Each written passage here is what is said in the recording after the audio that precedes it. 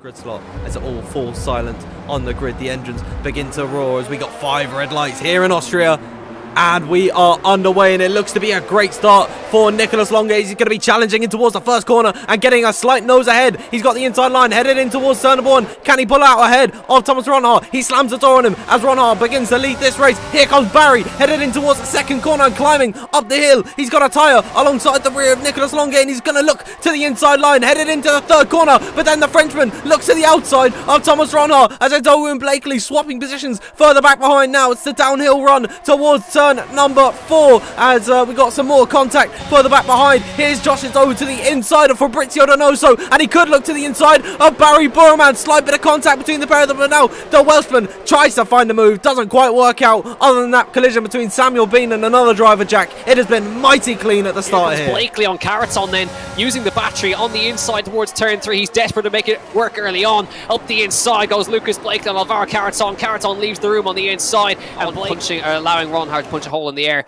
and keep the tyre wear under control for now as they come down towards the next corner. Well, I'm going to eat my words. Here comes Nicholas Longe down towards the next part of the corner, slipstreaming by in DRS. A little bit of overtake. Barry using quite a chunk of battery there. Ronhar though going to go for the swap here, as you mentioned, so maybe he heard you there, Dan. Up the inside goes Thomas Ronhar to retake the lead of the Austrian Grand Prix. He fancies to lead for a little bit. Rasmussen making the move on Josh Edowu as well for P9. He slots through and moves up into 9th place, does the Dane, and Barry Borman fancies maybe a move here. He looks to the inside. Longe defends the inside at turn 4. Now it's starting to get in. Fuel loads mean they can go to the end. Here comes Longe though, making another move for the lead of the Grand Prix, and finally we're seeing some battling as a cold come in. Yes, Lucas Blakely has blinked and is coming in. Jake Benham as well, going to follow him through. So you can see it's got very, very tight overall as now you can see Kiefer's on the attack. He wants to make the move while he still can. Down towards turn 4, looks to the inside, swaps to the inside. Kiefer looks on Stakelek. There's contact. There wasn't room, but he gets back on the power again. Stakelek left him just enough room. They're banging tires coming towards turn 5. Round the outside goes Kiefer. Stakelek holds his head on a switchback line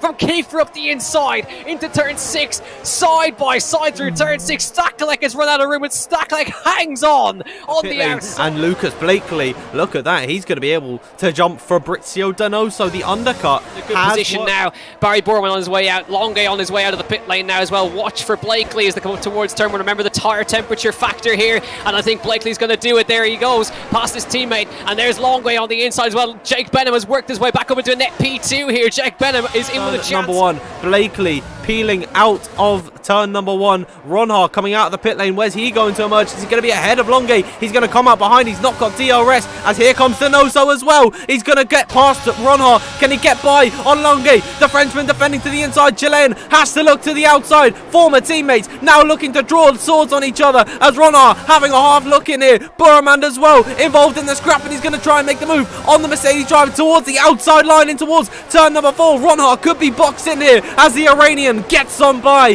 Thomas Ronhar. He's come out worse than all of the pit stops that have occurred. Ronhar, he's actually closing to the rear of Burman. He has a half look to the inside. Burman dives on the rear of Donoso, and there's contact between the pair of them, and they're going to run wheel to wheel now off the exit of turn number 3. Oh, Ronhar's onto the grass. Donoso has to leave in the space, as can the Mercedes driver try and slip through. He's going to have the inside line into the braking zone. Oh, and there's more contact between the pair of them. Slight bang of rear tyre to front left. The battery is flashing, as you can see, on Donoso's rear end as he comes round turn number 1. He's very, very vulnerable. He's nearly lost the rear end, and he almost catches the rear of the next car behind. He's going to get all kick off here. Rasmussen pounces behind. Edowu pounces behind as well.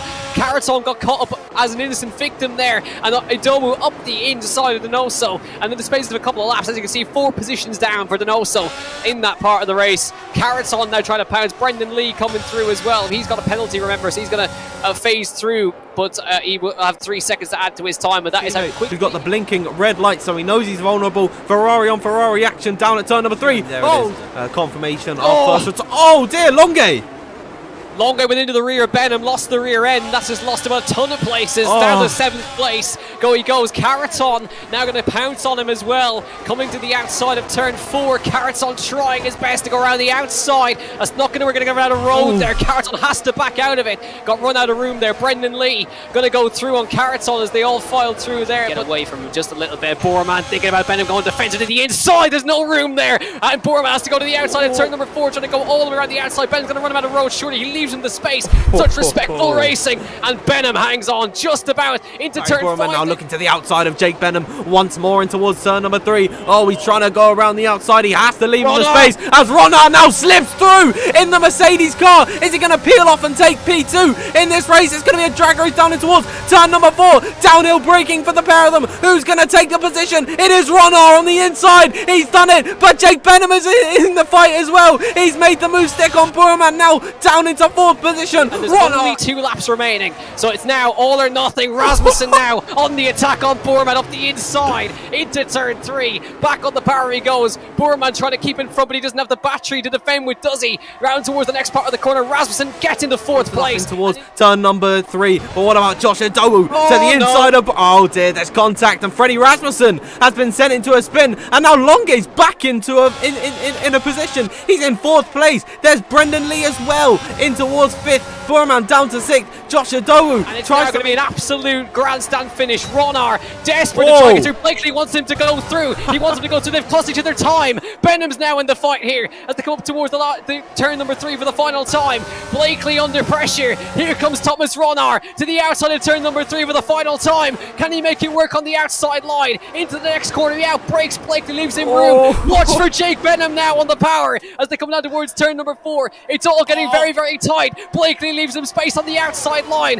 Ronard's still there. Blakely's got the battery to work with though, and hangs on into turn 4. And Blakely now back to the lead of the race. Ronard desperate to get through. Long way back up to 4th as they fight for position in the background. Blakely has somehow hung on to that through turn number 4 into turn 5 and turn 6 for the last time. Will there still be a late twist in the tail down towards the last 2 corners for the last time? Ronard desperate to make it work towards the last 2 corners. What a race, what a Grand Prix in Austria.